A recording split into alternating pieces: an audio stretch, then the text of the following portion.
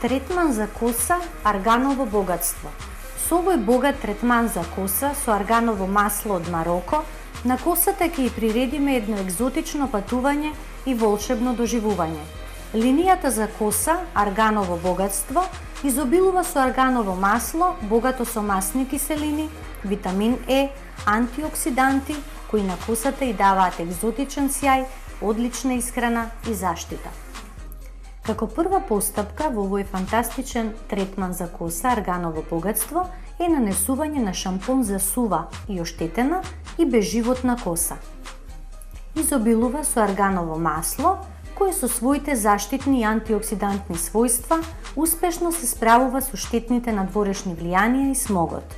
Дополнително збогатен со масло од сончоглед и јојоба, поседува ефективно дејство на чистење, а при тоа ја враќа јачината и сјајот на косата.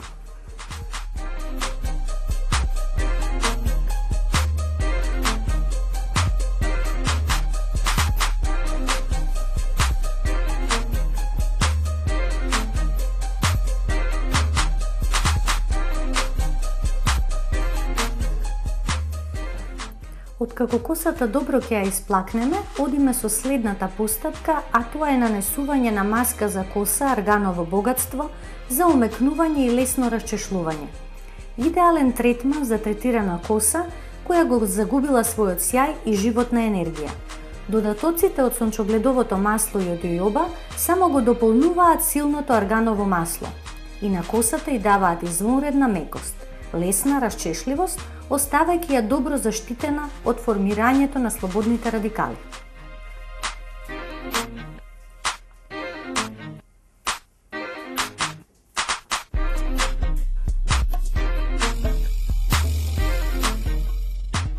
Откако добро косата ќе измасираме со оваа прекрасна маска за коса, арганово богатство, косата ја плакнеме.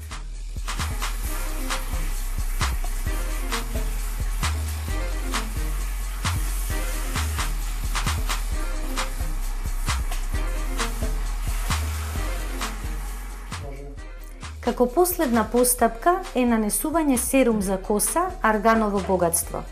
Користејќи ги изворедните својства на аргановото масло, оваа формула од линијата за коса арганово богатство има ултралесна и безмасна структура, која на сите типови на коса им дава извонреден сјај и свилена мекост, дополнета со идеално својство на зајакнување.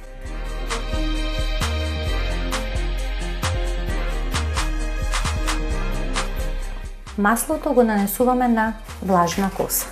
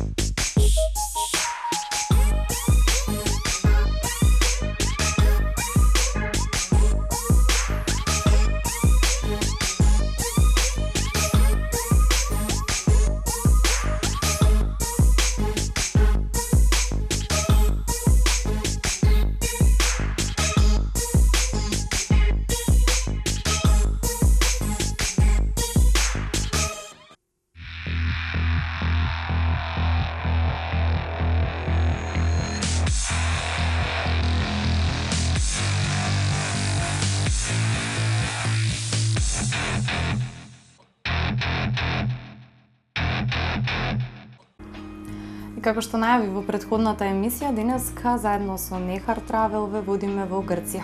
Веќе зборувавме за островите и за најпосетените, најубавите острови во Грција. Денеска зборуваме за крадците заедно со Ивана, представник од агенцијата Нехар.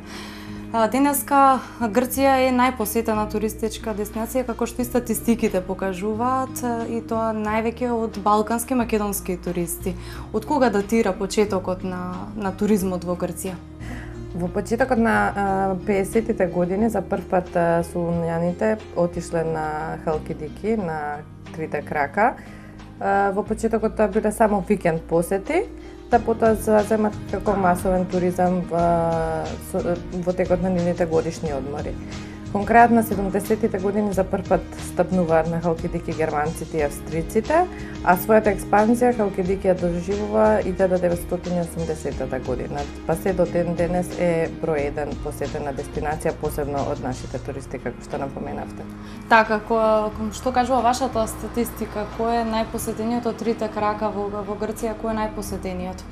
Најпосетен е првиот крак, односно Касандра. Меѓутоа, баш поради таа многобројна посетеност и поради гужвите, некако се повеќе нашиот народ сака да оди на Ситонија, односно на вториот крак, каде што исто убави и големи пространни плажи има во сите градчиња. Меѓутоа, за да се избегне гужвата од првиот крак, некако полека народот го прифаќа и вториот крак и се разбира третиот крак, каде што претежно се нуди хотелското сместување. Третиот крак воедно е познат и по манастирите кои што се наоѓаат таму. Дали воопшто се нуди за туристи третиот крак? Третиот крак се нуди за туристи и од првиот и од вториот типот на крстарење, како факултативни излети нели се нудат од грчките локални агенции. Меѓутоа крстарењата, значи при пристигнувањето до самите манастири може да излезат од бродот само машките особи, дури и децата, значи жените сепак мора да останат на бродот и од бродот да ги гледаат манастирите. И дечињата се разбира. Дали се нудат аранжмани за третиот крак? Се нудат аранжмани од типот на хотелско сместување. Се уште нема голема навалица на апартманското сместување, ниту па понуда од грчкиот пазар. Претежно се хотели од повисоките категории. Така, која е според вас најубавата плажа од трите краци? Каде најчесто одат семејни луѓе со мали деца кои што сакаат малку помирен одмор? Помирен одмор со убава голема пространа песочна плажа се нуди дефинитивно на вториот крак во Ситонија на Сарти. Меѓутоа, некако нашиот народ се навикнат на првиот крак и сака, по статистиките и по она што се бара од нашите туристи, се гледа дека сака да престојуваат во Полихроно, Ханјоти и Певкохори. Тие сепак остануваат некако заштитен бренд на нашите агенции.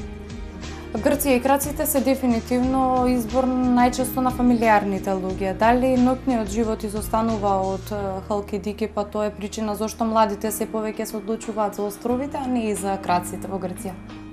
Токму поради тоа што се помали градчиња, значи изборот од фамилиарните луѓе останува сепак во тие места, а дискотеките ги има, се присутни, меѓутоа се вон градчињата, така да доколку младите користат наш превоз, им е тешко да се организираат, односно треба да плаќаат нели за дополнително за превоз кој што го нема локалниот превоз во касните ноќни часови и затоа се нудат голем број на кафетерии кои што работат цела ноќ. Меѓутоа не со оној интензитет на ноќен живот како што го има на островите. Ова лето доста актуелни се еднодневните аранжмани за Грција, кои претежно ги одбираат помладите. Што се случува на овие еднодневните, да речеме, излети? Значи, по барање на нашите помлади туристи, нели ги актуализиравме овие еднодневни екскурзии, односно одење во раните утренски часови во сабота, а враќање во доцните вечерни часови, како целодневни помини на плажа со незапоравна забава, со коктели, со диџеј во живо. Меѓутоа не изостануваат и повозрастните генерации, затоа што секој сака нели на еден начин викендот да си го помине на море и на плажа, па без разлика на возраста. Така, тоа е еден одличен начин да поминеме цел ден на море, а при тоа да не сме 10 дена одсутни. За крај на овој разговор би сакала да те прашам која би одвоила како најдобра плажа во Грција и воопшто во Халкидики? Па според мене најубавата плажа се наоѓа на првиот крак од другата страна од кај Солунскиот залив, тоа е Посиди плажата. Ивана, многу ти благодарам на одвоеното време, а вам се надевам дека ви го леснивме изборот за тоа каде ќе го поминете ова лето.